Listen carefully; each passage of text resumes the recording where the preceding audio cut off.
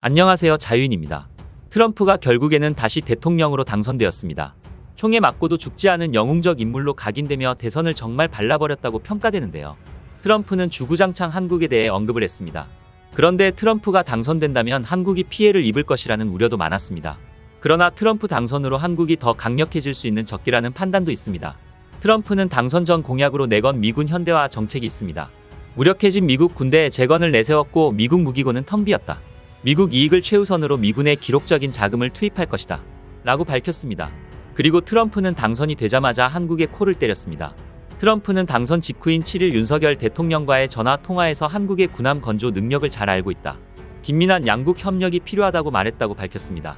또한 미국 조선업 재건에 한국의 도움이 필요하다고 밝혔으며 이것은 미국이 중국과의 해군력 확충 경쟁에서 절대적 열세라는 우려에 따른 것으로 분석되며 똥줄 탄 트럼프는 쳐낼래야 쳐낼 수 없는 한국에게 도움을 요청한 것입니다.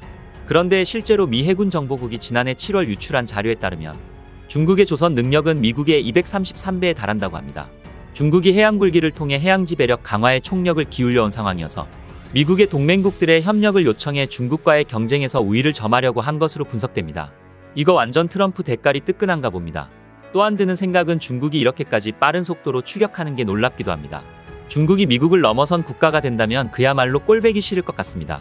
중국 발목 잡으려면 한국인들은 공중제비 돌고 대가리로 착지하라 해도 할 것 같습니다. 한국의 방산업체는 가성비와 납품 능력을 갖췄고 트럼프는 한국 대통령의 직접 전화 통화를 통해 언지를 준 것입니다. 미국은 1000조가 넘는 방산 시장을 가지고 있습니다. 이에 한국 방산에 대한 수요가 증가할 수 있다는 전망에 힘을 실어주고 있습니다.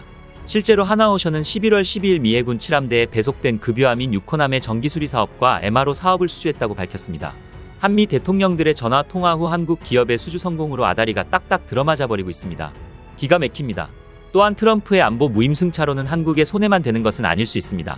주한미군의 방위비 증액을 지속적으로 한국에 요구한 결과는 결국 한국의 자체 핵무장론에 도달하게 되었고 현재 국내에서는 뜨겁게 달아오르고 있는 주제입니다. 만약 우리가 핵을 갖게 된다면 북핵에 정면으로 맞설 수 있으며 북한의 비대칭 전력의 쓸모를 무력화시킬 수도 있는 것이겠죠. 비대칭 전력이라는 게 우리가 가지고 있지 않은 전력을 키워 한국을 견제하는 것이 아니겠습니까? 그런데 우리도 핵을 가지고 있거나 핵을 가질 수 있는 국가로 인정이 된다면 김정은 대가리에 얹고 있는 개갈 안 나는 핵도 그 자리에서 폭발시켜버릴 수 있을 것입니다. 또한 트럼프는 안보 무임승차론을 한국에만 적용하는 것이 절대 아닙니다. 나토 회원국들에게도 모든 나토 회원국이 적어도 국내 총생산의 3%를 방위비를 지출해야 한다. 현재의 2%는 세계의 도둑질이라고 발언했습니다. 쌔바닥에 독을 품었는지 아주 말 안 하는 독사같이 자랍니다. 그런데 이런 까닭에 유럽에서 자주 국방 기조가 강해지면 무기 구매가 늘어날 수 있고 세계적으로 엄청난 속도로 납기하는 가성비 좋은 한국의 방산 기업들이 수혜를 받을 수 있습니다. 하지만 조 바이든 행정부는 사우디아라비아와 아랍에미리트를 인권 침해국으로 지정해 무기 수출을 통제하고 있는데 트럼프는 취임 후 이런 통제를 완화할 것으로 보입니다.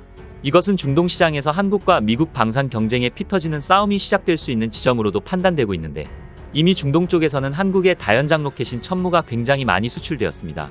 2017년에는 7천억 원 규모의 천무를 아랍에미리트가 2023년에는 8억 달러, 무려 1조 400억 원 규모의 천무를 수입해서 자국군에 배치했습니다.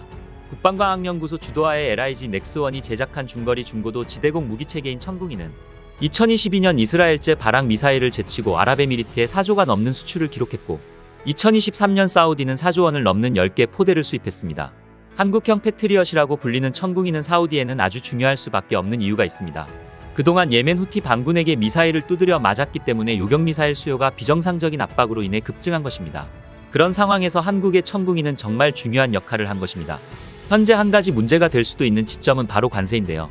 트럼프는 중국에 대한 관세 인상을 공언한 상황이고 한국이나 대만 등의 다른 아시아 국가들도 이런 관세의 위협을 받을 수 있다는 전망이 나왔습니다.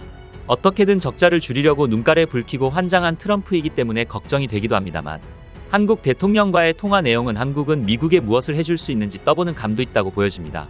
지속적으로 트럼프는 동맹국들이 미국에 어떤 도움이 되는가에 대한 질문을 던져왔습니다.